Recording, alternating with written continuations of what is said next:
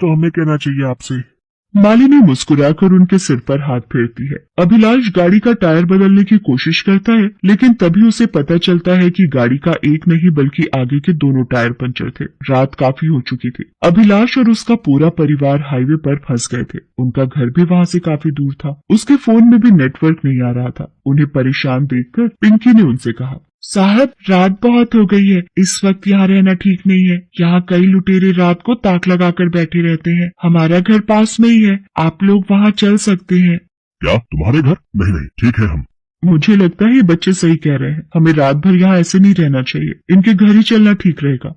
अभिलाष मालिनी की बात मान लेता है और फिर सभी लोग राजू और पिंकी के घर जाते हैं। राजू और पिंकी के पास घर के नाम पर एक टूटी फूटी झोपड़ी थी जो हाईवे के किनारे पर ही थी। राजू और पिंकी अपनी माँ शीला के साथ उसमें रहते थे। शीला देख नहीं सकती थी। राजू और पिंकी जाते ही उसके गले लग जाते हैं। शीला उनसे कहती है, राजू, पिंकी, आ गए तुम दोनों? इतनी देर कैसे हो गई बेटा? तुम दोनों की चिंता हो रही थी मुझे। कुछ नहीं माँ, ये सब छोड़ो। ये देखो आज हम तुम्हारे लिए क्या लेकर आए हैं। इतना कहकर राजू उसे पिज्जा का एक टुकड़ा शीला को खिलाने लगता है जिसे आराध्या ने फेंका था। ये सब देखकर आराध्या बोलती है, छी, ये तो वही पिज्जा है ना जो मैंने। आराध्या चुप हो जाओ। मालिनी और आराध्या की आवाज सुनकर शीला चौंक जाती है और उनके बारे में पूछती है।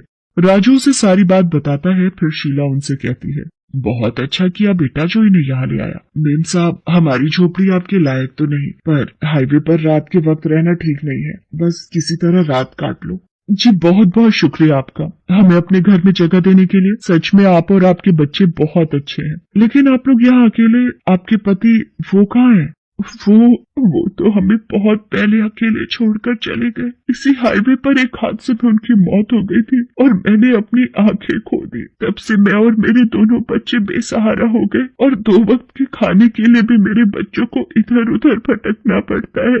मालिनी को शीला और उसके परिवार के लिए बहुत बुरा लगता है। मालिनी, उसके दोनों बच्चे और अभिलाष सभी वहाँ बैठकर सुबह होने का इंतजार करने लगते हैं। तभी आर्यन मालिनी से कहता है, मम्मा, मुझे बहुत जोर से भूख लग रही है।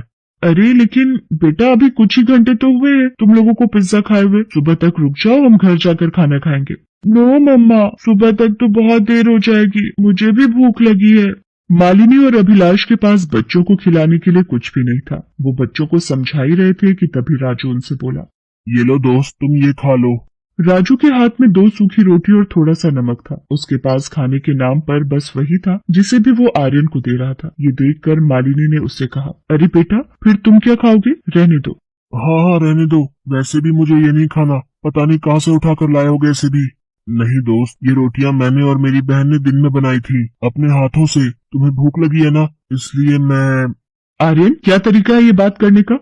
आर्यन और आराध्या को भूख लग रही थी। उस वक्त तो वो दोनों उन रोटियों को खाने से मना कर देते हैं, लेकिन रात भर भूखा रहने के बाद सुबह भी जब उनकी गाड़ी काफी देर तक ठीक नहीं हो पाती तो उनसे रहा नहीं जाता। अभिलाष मदद की तलाश में गया हुआ था। दोनों बच्चों का भूख से बुरा हाल था। तभी उन्होंने देखा कि राजू और पिंकी अपने मिट्टी के चूल्हे में फिर से गर्म गर्म रोटियां बना रहे थे। अब तो आराध्या से रहा नहीं गया और वो मालिनी से बोली, मम्मा, मुझे बहुत भूख लग रही है, इनसे कहो ना कि मुझे भी खाना खाना है।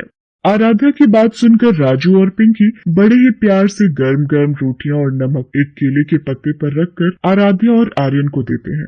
दोनों उन रोटियों को खाने लगते हैं। उन्हें वो रोटियां खाकर बहुत अच्छा लग रहा था। इतने में अभिलाष वहाँ आ जाता है और कहता है, आर्यन, आराध्या, आ जाओ बेटा। देखो मुझे थोड़ी दूर एक रेस्टोरेंट मिल गया। मैं तुम दोनों के लिए बर्गर लेकर आया हूँ। नो पापा, हमें बर्गर नहीं खाना। ये रोटियां खाकर देखिए कितनी टेस्टी है। हमारी दोस्त राजू और पिंकी ने बनाई है। आराध्या की बात सुनकर अभिलाष चौंक जाता है। वो बच्चों को रोकने के लिए आगे बढ़ता है, लेकिन मालिनी उसे रोकते हुए कहती है, नहीं, मत रोकिए इन्हें। आज पहली बार इन्हें भूख और खाने की अहमियत का एहसास हुआ है, जो इनके लिए बहुत जरूरी है। इतना कहकर मालिनी अभिलाष के लाए हुए बर्गर राजू और पिंकी को दे देती है। अभिलाष अपने साथ एक मैकेनिक भी लेकर आया था, जो कुछ ही देर में उनकी गाड़ी ठीक कर देता है। वहां से जाने से पहले मालिनी शीला के सामने हाथ जोड़कर कहती है, मैं आपका जितना शुक्रिया अदा करूं वो कम ही है। नहीं नहीं मेम साहब, भले ही हम गरीब हैं, लेकिन इंसान होने के नाते इंसानियत दिखाना हमारा फर्ज है। शीला की बात सुनकर मालिनी और अभिलाष को बहुत अच्छा लगता है। वो शीला और उसके परिवार की मदद करने का फैसला कर लेते हैं। वो जब भी वहाँ से गुजरते राजू और पिंकी के लिए हमेशा खाने की बढ़िया बढ़िया चीजें लेकर आते। दूसरी तरफ आर्यन और आराध्या भी अब बदल गए थे। राजू और पिंकी उनके दोस्त थे और घर का बना खाना अब उनके लिए पिज्जा बर्गर से ज्यादा टेस्टी था।